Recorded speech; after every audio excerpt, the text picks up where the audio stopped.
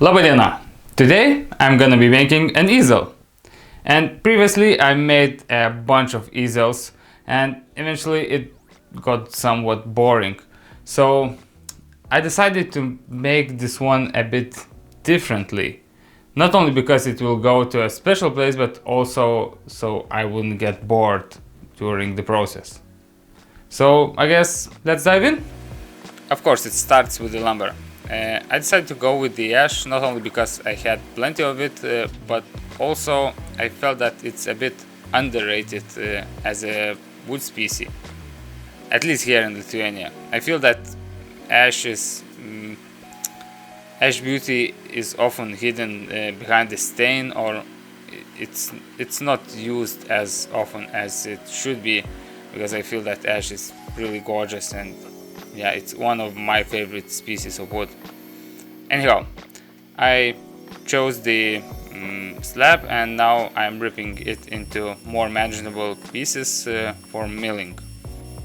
I believe most of you know what milling is, but in either way I will explain it quickly. So basically it's removing some material from two of the sides, making those parallel, and then I move to the thickness planer and making the same procedure on the opposite two sides, and eventually the lumber ends up being square and parallel. Now I'm at my wild belt sander. I replaced one of the sanding belts to a bit finer grit, and I'm really fortunate to have this machine. It makes living so much easier. What I'm basically doing is sanding all four sides, so I wouldn't have to do it by hand. And when you have plenty of these thin strips, it's a lot faster and easier to do it with the machine instead of sanding it by hand.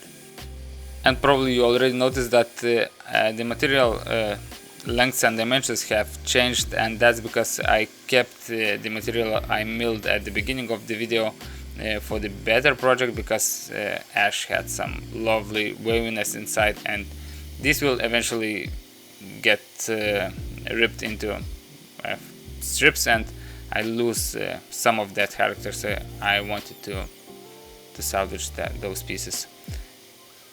Either way, back to this moment.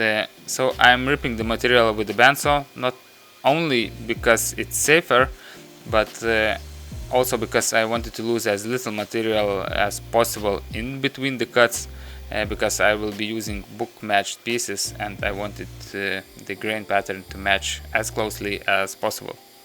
I hope that makes some sense. And obviously those freshly cut pieces needed some sanding, so I came back to the wild sander and did just that. And at this point I had most of the pieces calibrated to the necessary dimensions. As you can see, I've glued the shelf, and I decided to leave one of the sides with the live edge because it was really lovely edge and I didn't want to lose that pattern. So I just removed the bark and cleaned it up a bit, and I'm really glad I took this step because it brought some lovely natural appearance, if you will. This step really needs some explanation because I haven't seen much of the makers use this machine. It's called the shaper or spindle molder. It's really dangerous if you don't know how to use it, but it's super versatile tool. Anyhow, as you can see, I'll install the cutter head.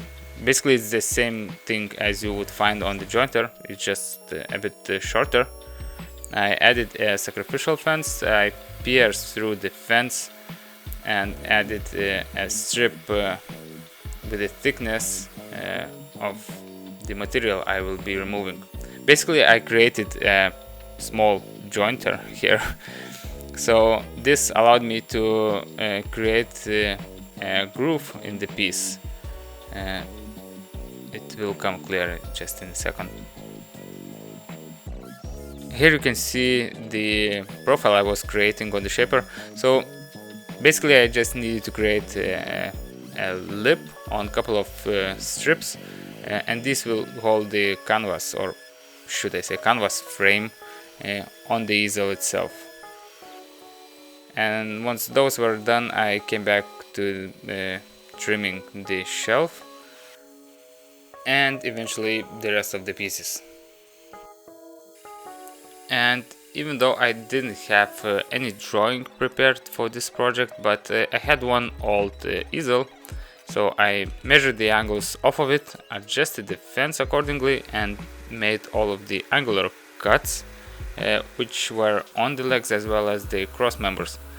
But then I decided to incorporate the same 7-degree angle into all of the pieces, so it would tie the whole design together. I guess you will get the point once the whole easel will be assembled. Either way, now I switched on making the shelf unit. As you saw, I made a 45-degree angle on 3 of the pieces, and now I'm switching on my shaper. I added a blade onto it, and this blade leaves a square track, square groove, as just the same as the dado stack, it's just a lot thinner. And now I'm creating a groove for the shelf to sit in. For whatever reason, I guess I decided to stop making the shelf unit, and I switched on making the moving parts of the easel. These pieces will slide up and down the easel stem and allow to hold onto any size frame.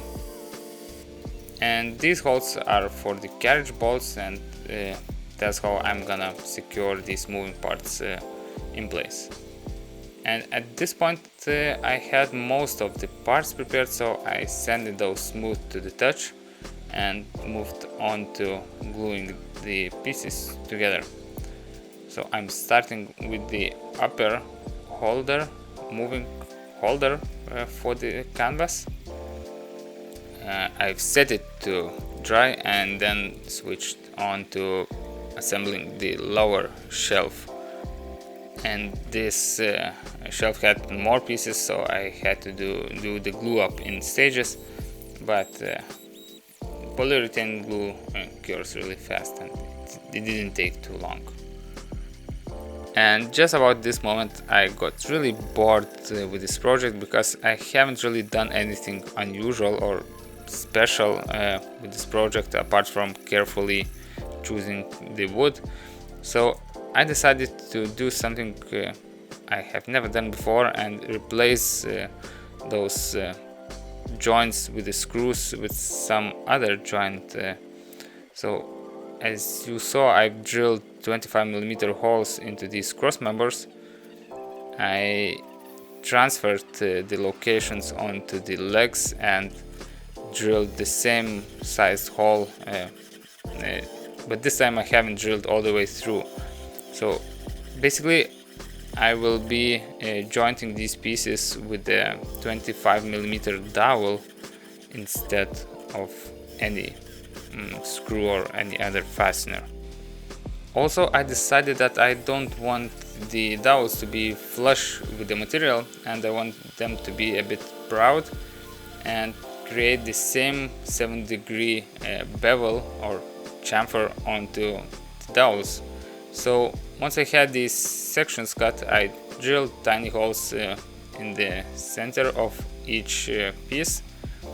I chucked a piece of screw into the screwdriver, and by tipping the screwdriver at the angle onto the sander, I was able to create this really subtle chamfer onto these dowel pieces.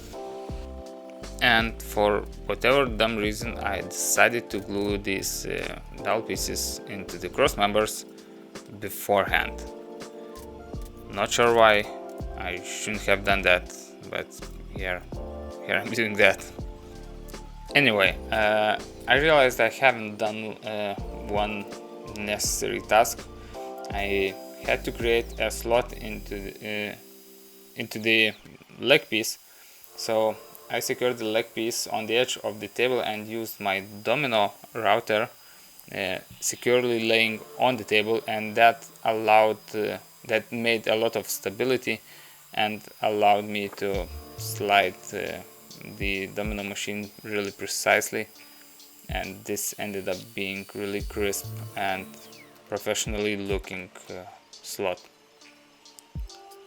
Anyhow, I guess now I was finished with part preparation, and I decided I want to spray lacquer every single piece so this easel would pop and eventually last longer without getting stained. So I'm at my painting booth mixing some polyurethane lacquer and spraying all over the pieces.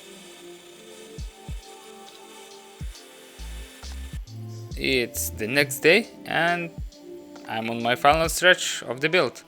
All of the pieces are prepared and it's about time to put it together.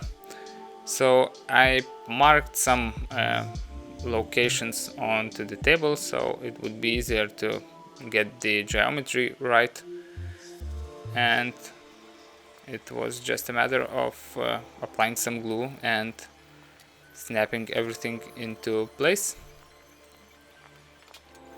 And this build is officially finished.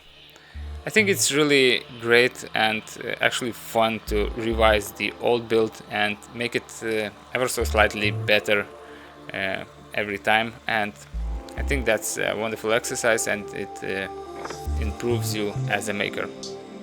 Anyhow, sincerely thank you for watching and I hope to see you on the next build. Bye bye!